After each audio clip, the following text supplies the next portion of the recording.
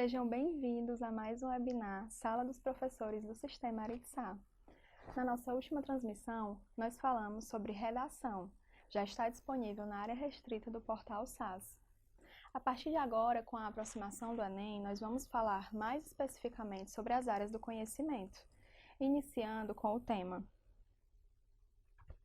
Como melhorar os resultados em Ciências Humanas no Enem, com os professores Carlos Davi e Fernandes do Colégio Aritsá. Para iniciar nossa conversa, nós trouxemos alguns pontos aqui norteadores.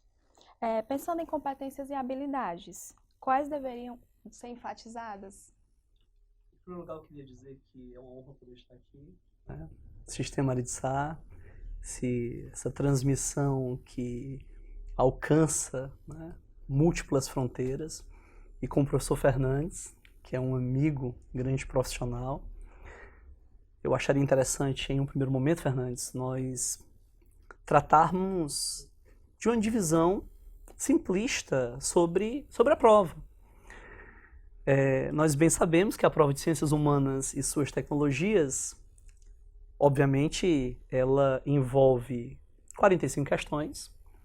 Essas 45 questões podem ser divididas no seguinte mote: 15 questões de geografia, 15 questões de história e 15 questões de filosofia e sociologia.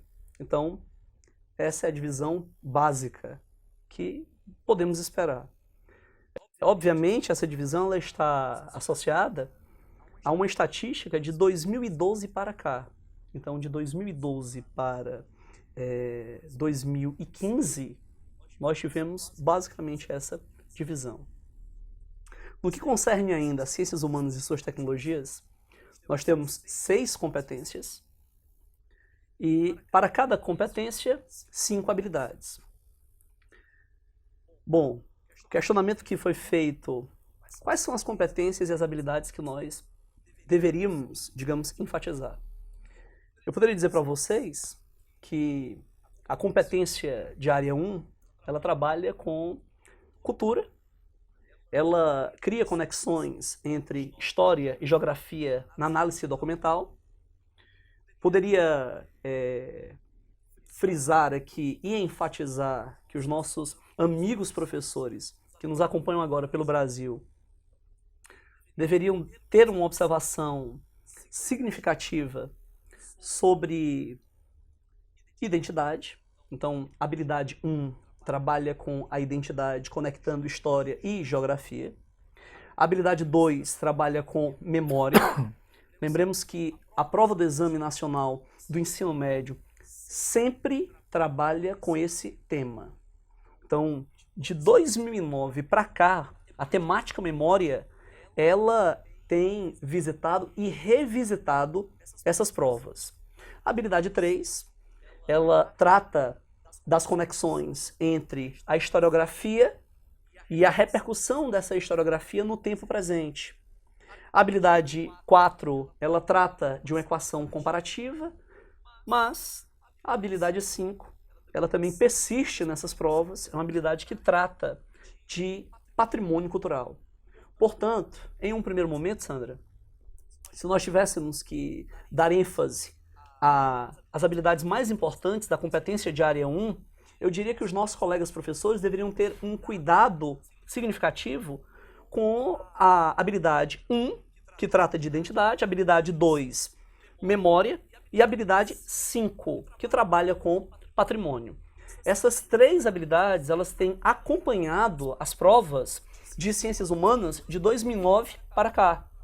Então, eu acredito que não existirá, se eles forem fiéis ao pleito estatístico, não haverá grandes mudanças. Então, é óbvio que existem outras habilidades que nós poderíamos elencar e outras temáticas que nós poderíamos aqui discutir.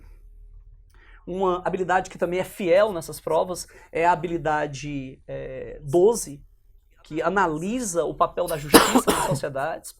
Ou ainda nós poderíamos analisar a habilidade 15, que trata da interpretação e da análise de conflitos econômicos, políticos, sociais. Eu poderia até abordar nessa competência 2, Davi, a nossa habilidade 6, que nos últimos anos a gente vê sendo abordada demais na matemática a parte sobre a questão cartográfica. E a cartografia ela sempre cai questões da matemática no que tange a parte de escalas. Representação gráficas, escalas, fusos horários. O fuso horário está com 8 anos, que a prova do Enem ela não chega a abordar diretamente cálculos de fusos. Mas a segunda aplicação do Enem, que nós tivemos agora, na prova de janeiro de 2015, a gente viu a questão sendo abordada de fuso horário, de escala na prova de geografia, cálculos de fuso horários. A habilidade 7, que ele fala sobre as relações de poder entre estados, e aí a gente precisa sempre ressaltar a importância do professor ver em sala de aula a questão sobre a bipolaridade, a multipolaridade, entender os fatores da pós-Segunda Guerra Mundial, as interações geopolíticas que nós tivemos a partir daí, as delineações que levaram, por exemplo, às crises dos modelos bipolar e agora do modelo multipolar, as consequências que isso vai trazer para a sociedade de uma forma geral. Então, a habilidade número 7, eu diria que é uma outra habilidade de muita importância no que tange a prova do Enem. Em termos, claro, envolvendo essa parte de geopolítica, né, dessa compreensão do espaço, das relações de poder entre os países. Uma outra questão interessante é quando a gente vai para a competência número 4. E na competência número 4, a gente discute o quê? As técnicas e tecnologias. É a formação do espaço produtivo, na verdade, que aí envolve as questões econômicas, envolve a parte da globalização, envolve a questão das revoluções industriais, dos modelos de produção. E sempre que a gente pega a prova do Enem, nos últimos anos, nós percebemos que sempre eles têm uma abordagem interessante sobre Fordismo, Taylorismo, né? A questão de comparação em períodos, a periodicidade de mudança e transformação dessas relações, os impactos da questão sobre a Revolução Verde no que tange exatamente a construção da sociedade. Você está falando, então, basicamente da competência 4. E o interessante, Fernando, se você assim me permitir, na competência 4 nós temos uma forte conexão com a sociologia. Então, quando nós tratamos das ocupações dos espaços e as novas tecnologias na implementação da exploração do trabalho e a afetabilidade que a exploração do trabalho traz para com o meio ambiente, eu posso pensar em Max Weber, eu posso pensar em Durkheim. Então, é interessante, os nossos colegas professores, eles naturalmente, com obviedade, já dominam esses temas, mas nós estamos nesse bate-papo frisando algo que acreditamos ser tão importante. Pois não? E nessa questão, inclusive, ainda da competência 4, você tocava muito bem nessa questão sobre as relações de trabalho, a questão de jornada de trabalho, da exploração do trabalhador e a construção das concepções marxistas-leninistas, a questão sobre o ludismo, ou seja, como a sociologia e a filosofia trabalham as questões pertinentes às transformações do espaço a partir exatamente das transformações das relações interpessoais. De que forma que isso afeta não só a construção do espaço econômico-produtivo, mas as relações interpessoais. Que aí a gente vê na competência 4, a filosofia e a sociologia adentrando bem nessa seara. Mas quando você toca nessa parte sobre os impactos ambientais que isso é gerado, aí eu lembraria, se você me permite, a nossa competência 6.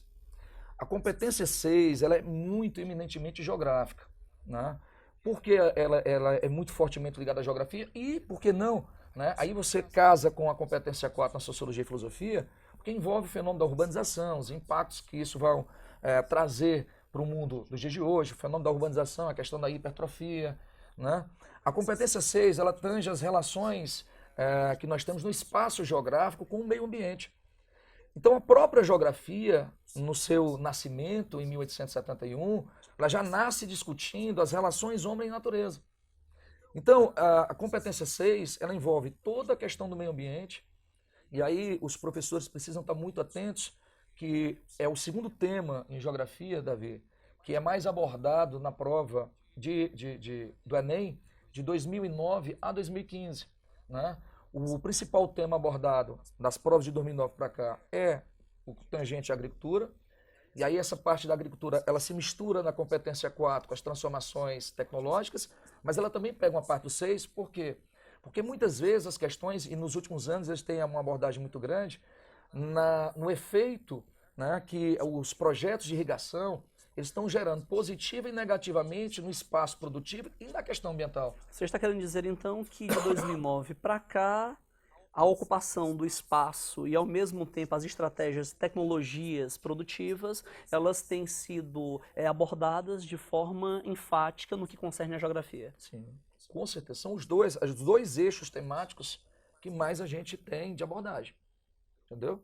Então, nesse processo, eu colocaria a competência número 6, uma competência de grande relevância para que a gente atente. E lembrar o professor também de geografia, Perfeito. que a geografia física, ela também está inclusa nessa nossa competência 6, onde a gente vai tratar dos elementos da natureza, das questões da degradação dos ecossistemas, da questão sobre conservacionismo e preservacionismo de solos, a questão sobre os recursos hídricos, a questão sobre o estresse hídrico, casando-se com a questão da competência 4, tá?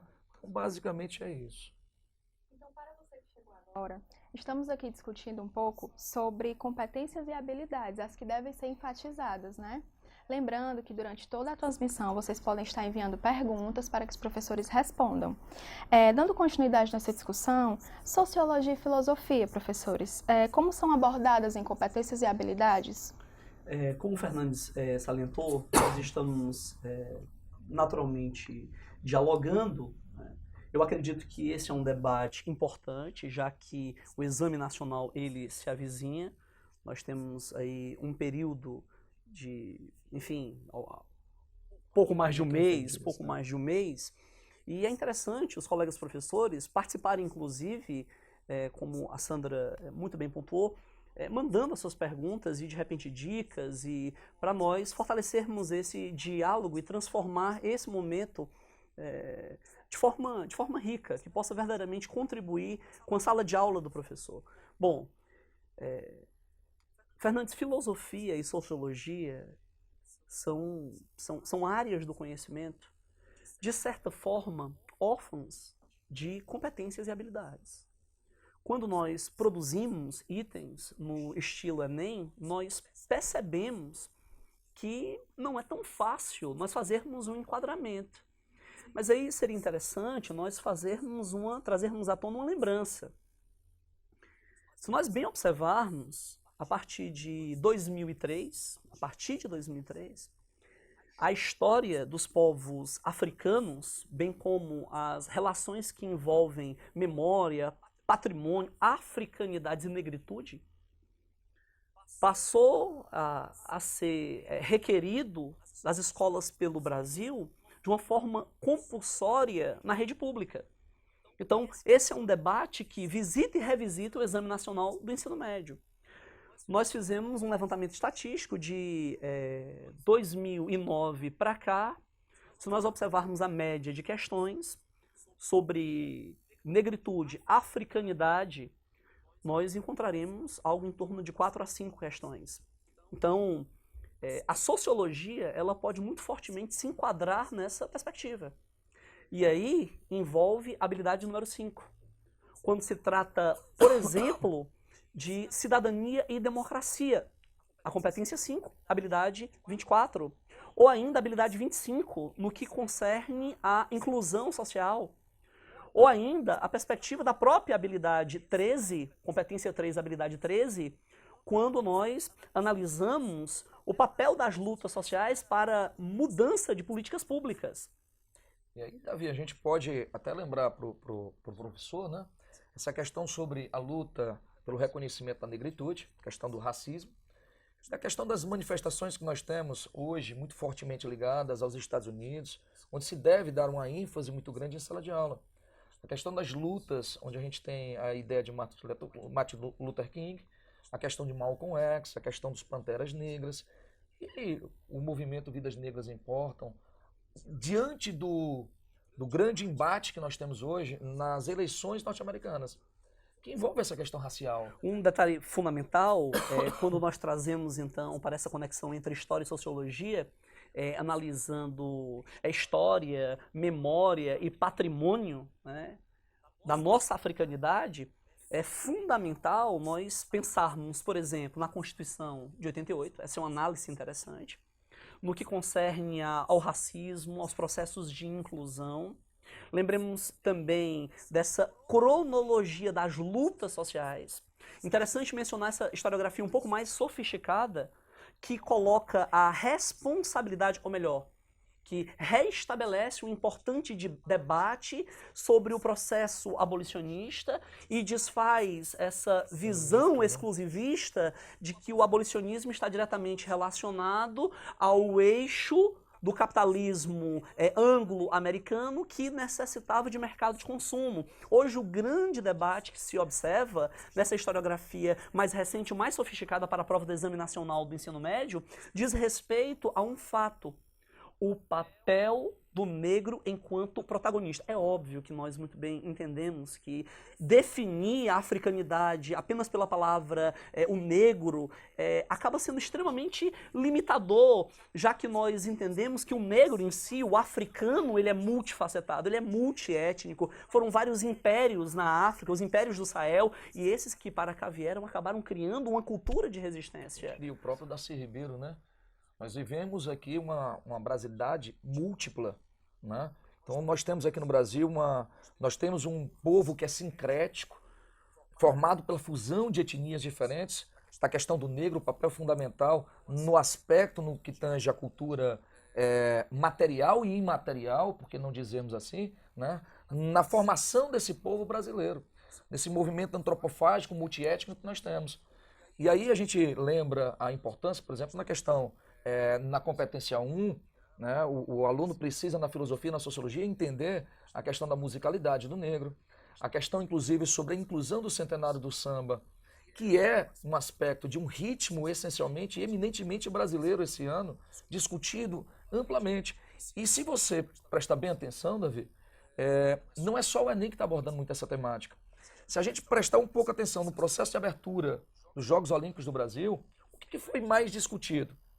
Foi a formação étnica desse povo sincrético. A nossa identidade. A nossa identidade, que foi o principal tema de abertura dos Jogos Olímpicos. E o encerramento, ele fecha falando sobre a regionalização e, aí sim, as multifacetas dessa cultura que nós temos regional. O Fernando está fazendo uma abordagem didática, então é fundamental.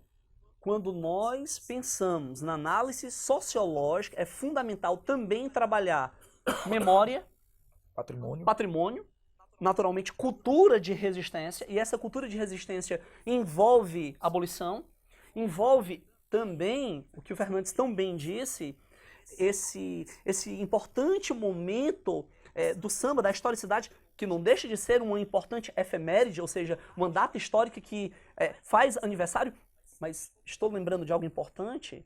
Já foi abordado na prova do Exame Nacional do Ensino Médio, essa perspectiva do samba, da capoeira e do carnaval, que acabaram sendo utilizados de forma histórica e sociológica por Getúlio como uma estratégia de construção de identidade. Então, memória, identidade e patrimônio, analisando as africanidades, é fundamental para essa prova. Eu lembro do ano de 2007, Fernandes, quando passa a existir um decreto requerendo o estudo da história dos povos indígenas. Então, discutir memória e patrimônio da negritude, das comunidades indígenas brasileiras é fundamental. Inclusive, pensando também no aniversário da obra O Povo Brasileiro.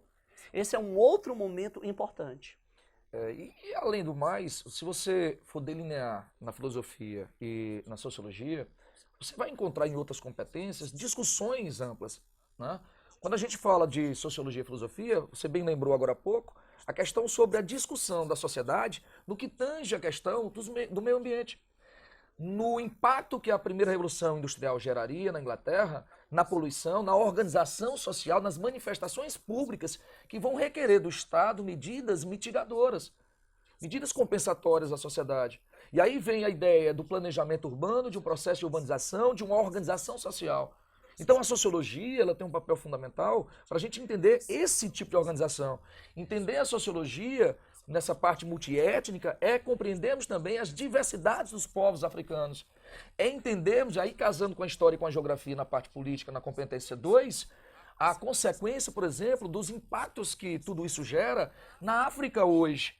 A questão da compreensão dos conflitos. Então a sociologia ela tem hoje um papel fundamental de compreender hoje 22 anos depois do massacre de Ruanda, de que forma que a sociedade, né, de Ruanda, dos Hutus e dos Tutsis, vem se harmonizando.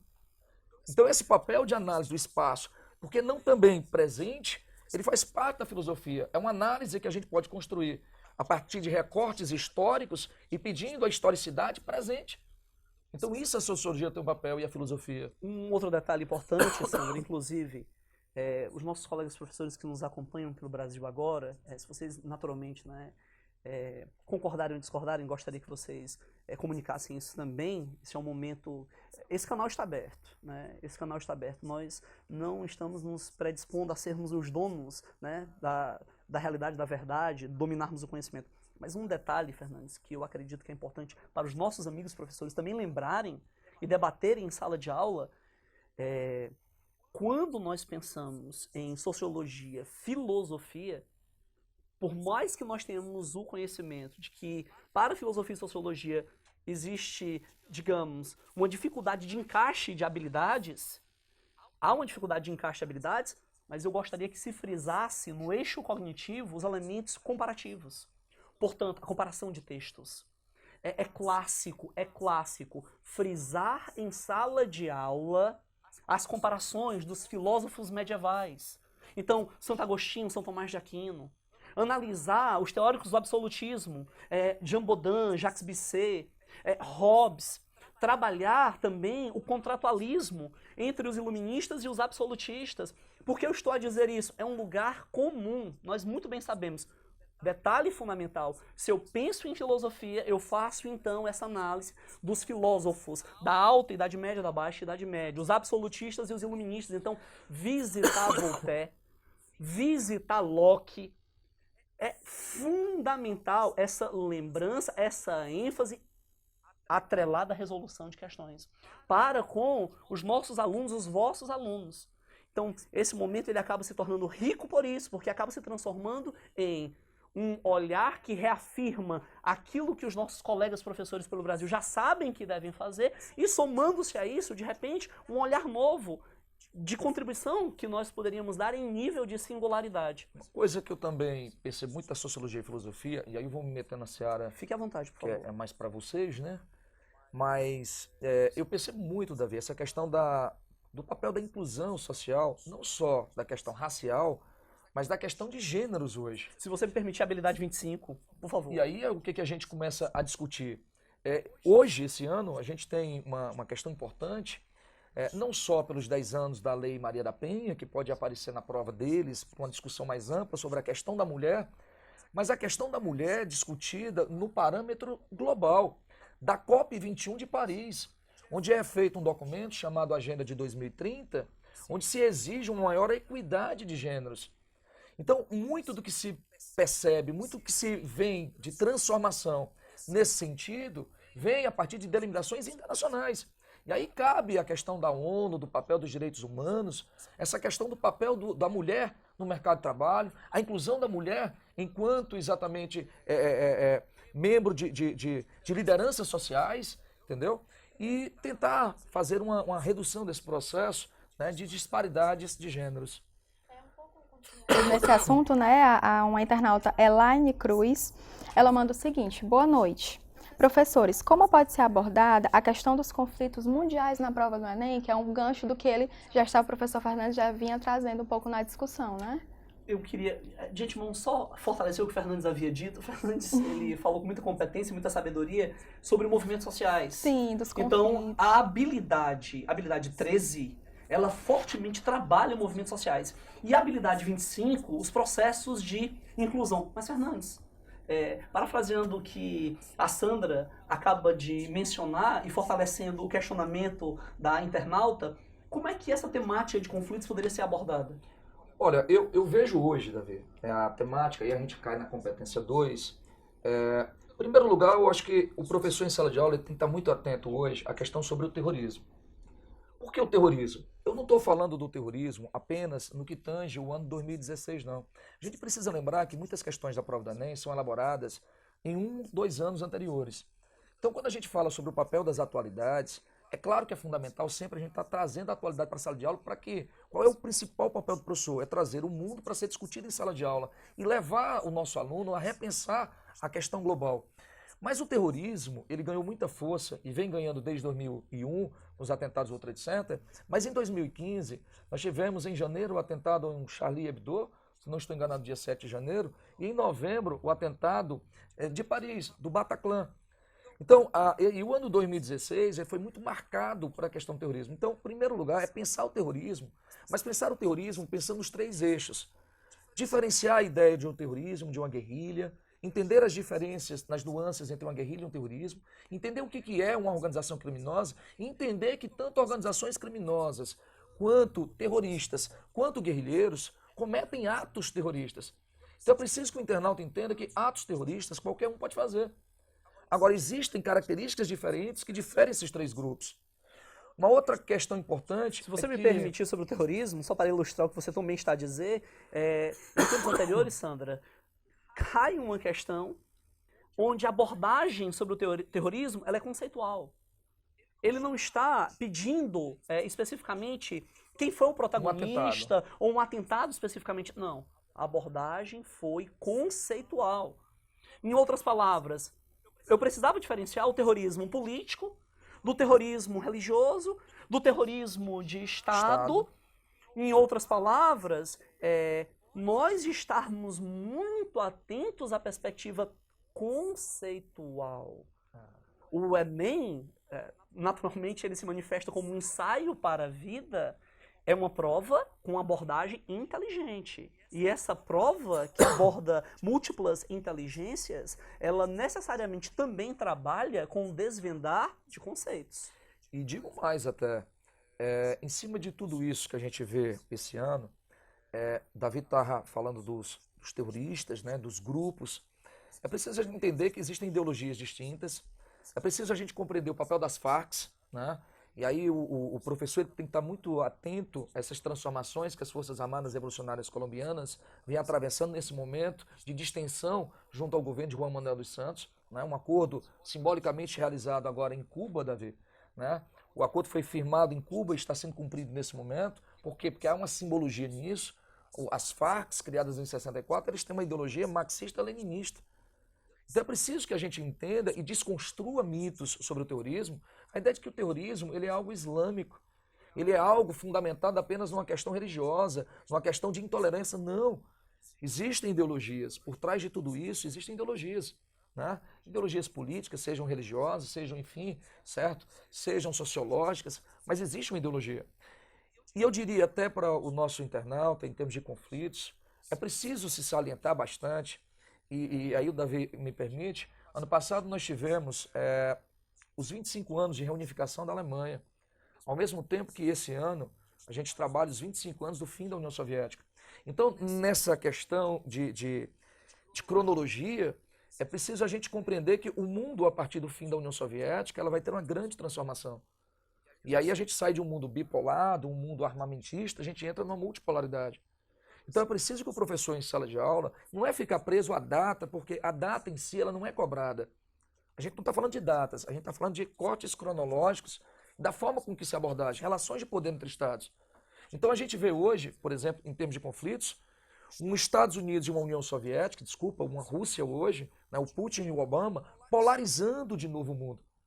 Hoje, e Luiz Alberto Muniz Bandeira, um grande escritor, ele faz uma obra em 2013 maravilhosa chamada Segunda Guerra Fria, em que ele já preconizava esse processo de disputas e polarizações globais entre Estados Unidos e Rússia diante da crise da Ucrânia e da crise do Estado Islâmico.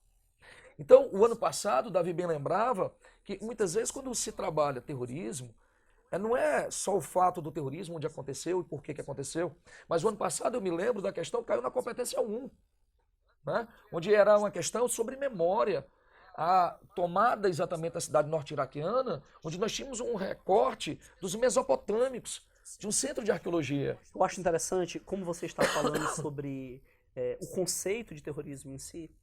Eu gostaria de fazer uma menção a Zygmunt Bauman, quando ele trabalha essa liquidez do mundo no século XXI, Existe uma avalanche informativa. Essa avalanche informativa, ela, de certa monta, vai caracterizando o século XXI, esse século que não é mais o século da bipolarização. Contudo, nós observamos uma ascensão brutalmente regional de uma Rússia, uma unilateralidade norte-americana contestada, mas em meio ao que o Fernandes disse, eu estou aqui a repetir o que ele mencionou, eu gostaria, Fernandes, de fazer uma intervenção sobre Bourdieu, quando ele fala sobre violência simbólica. Ora, meus amigos professores, nós bem sabemos que a temática de movimentos sociais é uma temática abordada. Trabalhar o século XXI de maneira conceitual, seja o conceito de neoliberalismo, globalização, seja o conceito de terrorismo, é algo que nós precisamos manifestar com cautela e clareza para com os nossos alunos. Mas a violência simbólica é algo que tem aparecido a cada ano. O trabalhar o conceito de violência simbólica. Se você bem perceber, as provas do Exame Nacional do Ensino Médio trabalharam movimentos sociais numa abordagem histórica e sociológica, análise de inclusão, direitos sociais, a questão de gênero, o movimento LGBT. E aí nós tivemos na prova do ano passado essa orientação sobre o feminismo, né? A luta das mulheres por inclusão, o movimento das sufragistas, a mulher que não nasce mulher, mas torna-se em meio à construção de sua identidade, de sua história. Então, a violência simbólica nas provas do Exame Nacional do Ensino Médio, no que concerne às ciências humanas, é algo que tem sido trabalhado desde a questão indígena como na negritude. Se os colegas professores, né, naturalmente quiserem dialogar conosco acerca dessa temática, fiquem bem à vontade, mas uma boa sugestão que eu gostaria de assim manifestar, a violência simbólica sobre negros e índios no Brasil. Quando eu falo de violência simbólica, eu estou trabalhando o seguinte conceito. Mesmo ocorrendo a abolição, a plenitude de direitos não foi conquistada. E aí nós chegamos à Constituição de 88, que é a Constituição Cidadã, que deveria predeterminar esse universo de forte inclusão, mas há, de certa monta, uma minimização do texto constitucional no que concerne a aplicação. Tanto para as comunidades negras no Brasil, ou seja, o afro-brasileiro, como também para as comunidades indígenas, o cidadão índio brasileiro. E aí, essa análise de violência simbólica está diretamente associado ao fato de nós estarmos há mais de um século da Lei Áurea, e nós estarmos, por exemplo, um século, nada a ver. Vivendo certamente um século, 1988, 1888. Se você bem observar, meu amigo Fernandes, um outro interessante detalhe, a FUNAI, a Fundação Nacional Amparo Índio, criada em 1967 e conectada ao Ministério da Justiça, ela acaba reverberando em 1988 com um discurso de proteção à terra, patrimônio e cultura, mas ainda para o presente momento existe uma violência que é implementada ante as comunidades quilombolas e as comunidades indígenas, e essa temática deve ser bem observada pelos nossos alunos e pelos professores, a partir da perspectiva de movimentos sociais da negritude, movimentos sociais dos grupos indigenistas e a conquista de direitos. Lembro até da questão da competência 2, habilidade 6, que ele abordou uma questão gráfica com um mapa, onde ele abordava exatamente os aspectos de mais violência contra o índio. É interessante que na questão ele pedia só para que você percebesse o mapa e a interiorização do índio historicamente, aonde existe uma construção de um espaço, né, complementar ao mercado europeu, onde havia um privilégio ao litoral, obrigando o índio a se interiorizar. Então a questão que fala sobre o índio recentemente, eu também posso encontrar, Davi, na competência 2, habilidade 6, na parte cartográfica, na parte visual, onde o aluno precisa apenas interpretar esse gráfico, esse mapa. Nós temos um internauta chamado Ítalo Carneiro que está fazendo alguns comentários que eu vou falar para que vocês se posicionem com relação a isso. Davi falou de conceitos e acho que é um aspecto que nossos alunos devem aprender, sobre conceitos de história e geografia para a interpretação de documentos. Esse foi um. O outro que ele falou foi: há ainda uma argumentação de que o Enem é muito interpretativa, mas muitos de nossos alunos erram a análise de figuras por não compreenderem os conceitos que elas procuram passar. Então, em um primeiro momento, se observa a prova de 2009 para 2015, nós bem sabemos e constatamos que há uma conexão entre objeto do conhecimento e interpretação desse objeto. Então, a utilização, por exemplo, de verbos como analisar, interpretar, Comparar. identificar, como Fernandes bem disse, comparar, acabam traduzindo que a prova é a união do objeto do conhecimento em si com essa perspectiva interpretativa. Agora, no olhar conceitual, antes de passar a bola para o Fernandes, no olhar conceitual sobre a história ou a historiografia do século XXI, ficar atento sobre conceito de identidade, conceito de memória, conceito de patrimônio, trabalhar isso em sala de aula. Então, memória, patrimônio, identidade, inclusão, movimentos sociais, essas temáticas, papel da justiça.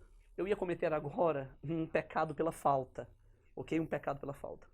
Importantíssimo analisar a habilidade 21, Fernandes. A habilidade 21, ela conecta história, filosofia e sociologia. A habilidade 21, o papel da imprensa, o papel dos meios de comunicação, o papel das novas mídias na construção da sociedade brasileira. Fernandes. Eu vejo o seguinte, é uma preocupação muito grande dos professores se a prova é interpretativa ou conceitual. Como o Davi bem falou e frisou, a ideia da prova do Enem é muito clara. É você ter o objeto e a partir dos conceitos pré-adquiridos, é praticamente impossível a gente pegar, por exemplo, uma prova de geografia na competência 6, e importante a gente verificar as últimas provas, o grau de complexidade das questões na geografia física. Então, um aluno que pega, por exemplo, um gráfico, por exemplo, na prova do ano passado, de geografia, que falava sobre a intemperização física ou sobre a desertificação do Nordeste, o aluno primeiro ele tem que compreender o que é desertificação, o aluno ele tem que entender o que é arenização, o aluno tem que entender quais são os problemas e fazer uma leitura de mapa. Então, ele precisa primeiro do conceito, da construção exatamente da interpretação do objeto, da interpretação do mapa para resolver uma questão. Então, praticamente impossível você dissociar as questões conceituais da questão da habilidade interpretativa. Então, a prova, eu vejo o Enem hoje como uma prova extremamente complexa nesse sentido. Então, o professor ele tem que estar frisando conceitos. Por quê? Porque muitas vezes o conceito é a base que vai indicar a luz e o caminho para o aluno. É o norte do aluno. Então, se ele sabe o conceito e ele tem uma boa capacidade, obviamente, de interpretação, ele desenvolve a questão. Qual é o problema muitas vezes? É que se passa para o aluno em sala de aula que essas provas de humanas hoje são muito mais interpretativas. Então, muitas vezes o professor ele deixa de dar conceitos importantes em sala de aula e frisa outros aspectos menos significativos. E ele só consegue trabalhar conceito com precisão, como você bem está a dizer, se existir o trabalhar e o trato e o amadurecimento do objeto do conhecimento. Claro, claro. Como é que eu vou trabalhar a dinâmica dos blocos econômicos ou os conflitos do século XXI, os movimentos sociais, se eu não tenho o entendimento do objeto que se trata essa temática referida? Na verdade, é habilidade, né? O que o Enem está pedindo para a gente? É uma habilidade. Eu tenho um objeto, eu tenho um conhecimento. O que ele quer? Que você trabalhe a realidade do mundo conectando os fatores. O Enem é conexão. O Enem ele é globalizado. O Enem ele é múltiplo. Essa é a grande questão. Então não adianta a gente ter só uma coisa ou só outra.